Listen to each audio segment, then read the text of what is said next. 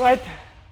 TCS, India's largest IT company, has started the earnings season, and to get an understanding of what has gone right and even wrong for the quarter gone by and what is the way ahead, I have with me the CEO. Chandra, fantastic to have you back on ET Now, and thank you for joining us. I'm afraid I cannot congratulate you with this kind of a performance. Let's be real, there is good news and there is bad news. And the first line of your statement in the press kit is, Q2 was an unusual quarter for us and the environment has been challenging and client business is slowing down. What was so unusual for TCS in the quarter gone by? I think, to be frank, what is unusual about the quarter is Q2 is always our strongest quarter. We start the year Q1 better than Q4 typically, and then Q2 gets even better. Okay, and there have been times we will do 4, 5, 6% on a sequential basis in Q2. So Q2 we expect a lot of growth typically, and on that count Q2 has been a very disappointing quarter because the growth performance has been very subdued. I will come to that in a minute. But at the same time, the margin performance for a quarter with so many headwinds, with such a low growth, has been exceptionally good. To deliver this quarter 26% at EBIT line and to deliver 4.4% sequential net profit is a very strong performance this quarter, and most of the improvements have come at the gross margin level. Now coming to the growth, we had sensed a softness in the BFSI segment, and we had also called it, saying that it's primarily global banks. And we gave a cautionary note during the quarter, and that played out. So you can say that in the final footprint there are a couple of other things which have gone worse than BFSI, but still, you should take into account the fact that BFSI is a 40% of our revenue, and we always deliver a significant growth in BFSI even in Q2, because most of the growth that we achieve in Q2 has to have a good BFSI component, considering it's 40% plus. And if you look at the last 6 years, 7 years, I think we have consistently performed very well in BFSI. Even today, our footprint in BFSI is very strong, our client traction is very strong, but the softness is something that we have seen, so I can't be happy with the 1.2% growth in BFSI. The second one is that we had a one-off delay in India, which to the extent of 180 crores. And that is something that will come back next quarter, and so that just happened. It was not anticipated. It happened later in the quarter, and we couldn't have predicted it. So that's something that we couldn't do anything with, and I'm not too much worried about it, because in the overall scheme of things, that's something that didn't come this quarter, is going to come next quarter. So I'm not really too much worried about it. The third aspect is retail. There we are doing retail is one of the sectors in which we are significantly engaged with many retailers globally on digital transformation, whether it is in channels, whether it is in customer experience, whether it is in supply chain transformation, whether it is in big data, whether it is looking at their inventory from a digital point of view. What does it mean in the new world? So many transformations, and there has been a softness, multiple softness, and that we didn't anticipate.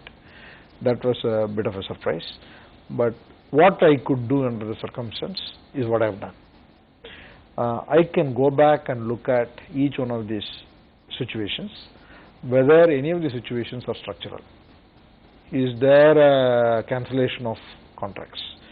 Is there a issue with a specific engagement or with the client? And I can report to you saying that there is no structural problem. There is no, it's all one-off misses in multiple places, and all of it will come back. All of these ramp-ups will happen. But only thing is that retail sector is always tight on Q3. So I frankly, I feel that what I hear from my team is that most of it will come back in Q3, but I feel that some will come in Q3, some in Q4. Just the nature of the business in retail is such. So the negative news, the disappointment for me is that a strong Q2 will involve growth in all these segments, and I'm not too much concerned about India because it will come back. But the positive news is that all of this will come back. None of this is a structural problem which is going to carry on, and I should get worried about it. But now you have a high watermark to beat for rest of the year, because the second half is always slow. Q2 exit is not great. Some of the business may come back. You've also said in the past that business loss is difficult to cope up in coming quarters. So FY17 may not be great. Yeah. Absolutely. I think, you can never say that how much of the lost growth. If let's say market was expecting a particular number and there is a gap, and how much of it will be made up in Q3, Q4, it's very difficult to say. So I am not going to be able to answer that question to you in a very strong way. But having said that, I think that there is a tailwind because these delays will act as some tailwind, which we should take advantage of and then see what is the best thing. Currently, my focus will be to try and see what best we can do to exit this FY17 on a good note. Because, fundamentally, Nikunj, I am a guy who is focused on growth. I am focused on growth with a disciplined margin. I don't sacrifice margin for growth in a non-strategic way. I will sacrifice if there is a strategic opportunity, but otherwise I am always focused on growth as well as margin and disciplined execution. So we will continue to focus on disciplined execution. We will continue to capture growth so that we exit FY17 at a good rate and position ourselves better. That's the way I look at it. Now the horse TCS has been riding on is the digital horse, and that business is growing, $1 billion plus, growing at 50%. For the quarter gone by as well, the digital business is growing, but the historical run rate has slowed down. So what would be that growth lever which you would be now focusing on to surprise us? See, digital will be the significant driver of growth, and there is no let up in the digital growth. Digital momentum is very high.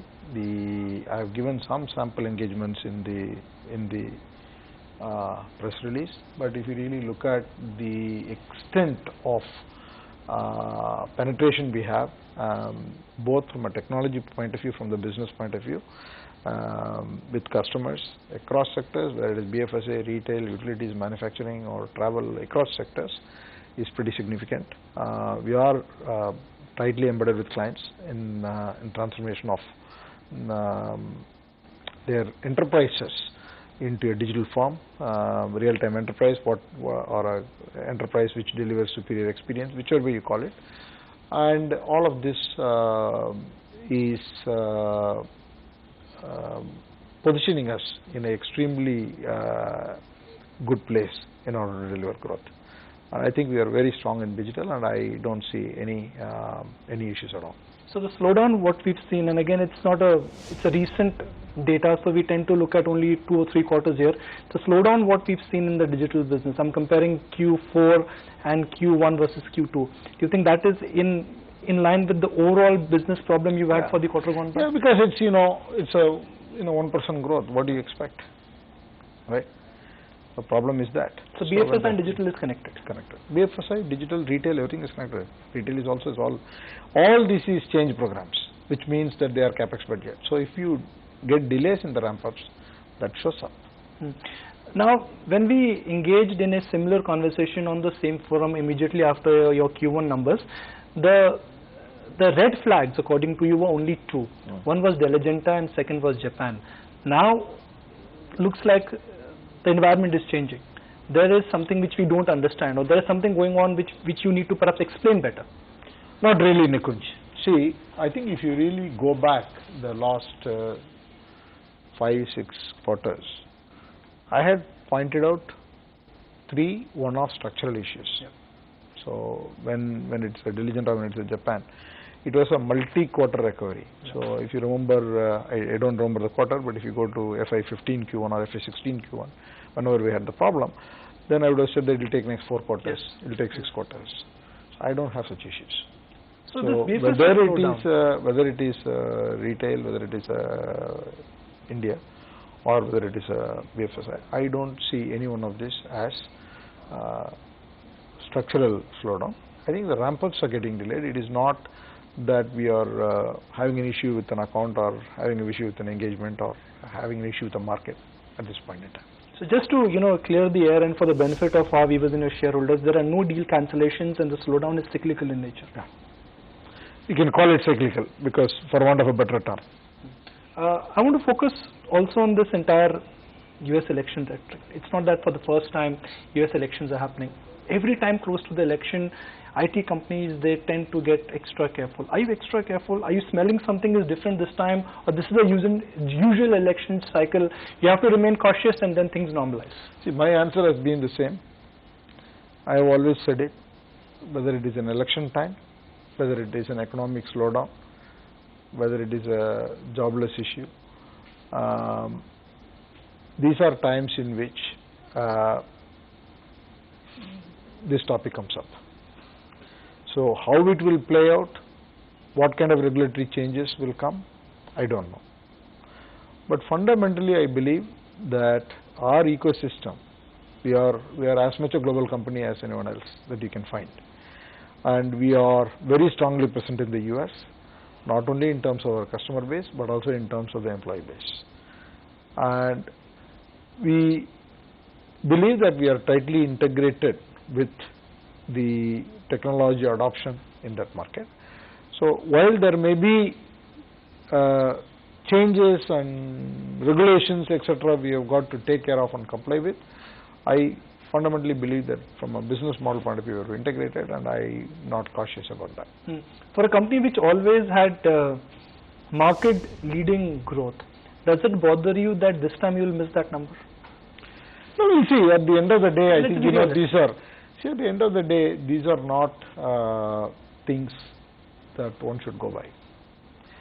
I believe that we are running a long race, and we have run quite well so far. And sometimes you don't meet your timing.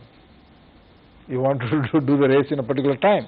Sometimes you don't do it, and softness happens from business terms. So you just need to make sure that you attend and you get well prepared so that you run the race stronger. So I'm neither negative nor concerned.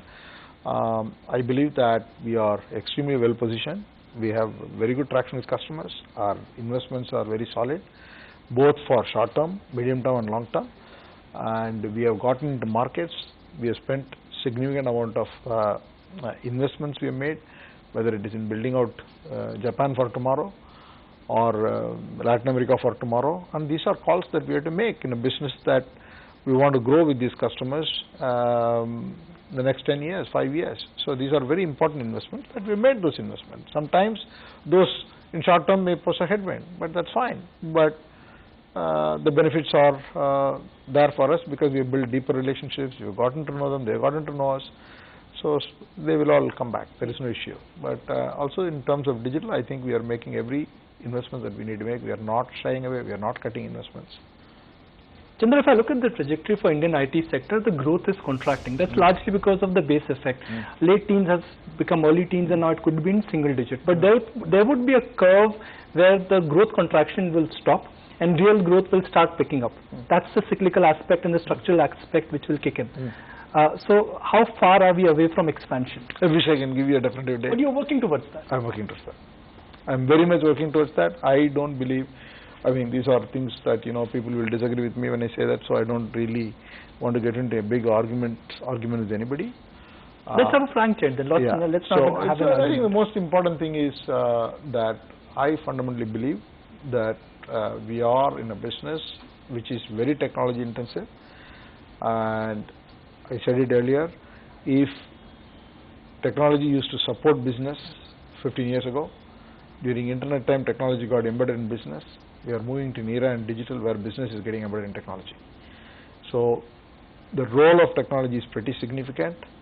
Tech spend is going to continue, and we are making all the investments. We are in a great position from a talent point of view, from a credibility point of view, customer relationships point of view, from the financial strength point of view. We are making all the investments that we need to make, and we are here to serve customers and make an impact, and there is a lot of growth in this industry, and we will get back to those growth. So our shareholders should think, look, what happened for the quarter gone by was just an aberration. Yeah. That's not the real picture. Yeah, absolutely. There's no doubt about that. You mentioned that Brexit is important, but so far it has not impacted your business. Yeah, because my BFSI growth in UK is significant. But the currency, Chandra, I'm sure it's going to give it. Constant currency wise is significant. It is significant. Okay. So I'm going to just get some closing comments from you. Do you think market should pay focus on a very important data, which is your attrition has come down and your employee addition has gone up? Now, if you are not confident, you will not be hiring that much. Yeah. See, I think, the market knows more always than any one of us, so one should not try to tell the market what it is. That's the data. But to me, I think the important message is that we have seen some softness and we have dealt with it. And it's important to deal with it. At that time, you just have to make sure that your execution is flawless, and I think our execution has been more than flawless. I would give a lot of credit to all my teams. They've done a stupendous job of execution to be able to deliver the kind of margin performance they have given, which is also equally important from a shareholder point of view, because that drives net profit, that drives EPS, and these are very important as well. So we have stayed focused on that. We have not cut down investments. We are continuing to stay focused in the digital transformation journey of our customers. Our attrition is low, our hiring is solid. Our investments in terms of intellectual property or platforms, all those things continue. So I feel that as long as you can take yourself away from what will happen in Q2, what will happen in Q3, what will be their constant currency performance this year? Yes, I can say that, but there will be people who will have to do that, and I can't comment on that. But if you can get away from that, is this company doing the right thing, and are they going to be delivering sustainable growth with superior margin performance? The answer is a very strong yes from my point of view. So I think that's the punchline I was looking forward to. Thank you for your time. I mean, what happened for the quarter gone by was really a nightmare. You'll not give me an absolute number, you don't give a guidance, but you got to give me something to really munch on this time. Come on, give me something. Give me something, how soon you will be able to recover that loss. I can't tell you, Nikon. But you're working towards it. Yeah. It may happen in 1 quarter, it may happen in 2 quarters, but that is coming. I can't tell you. Okay. But you're working towards that. Okay. Thank you, Nikon. Really appreciate your time. Thank you for the interview. Back to the studio for the moment.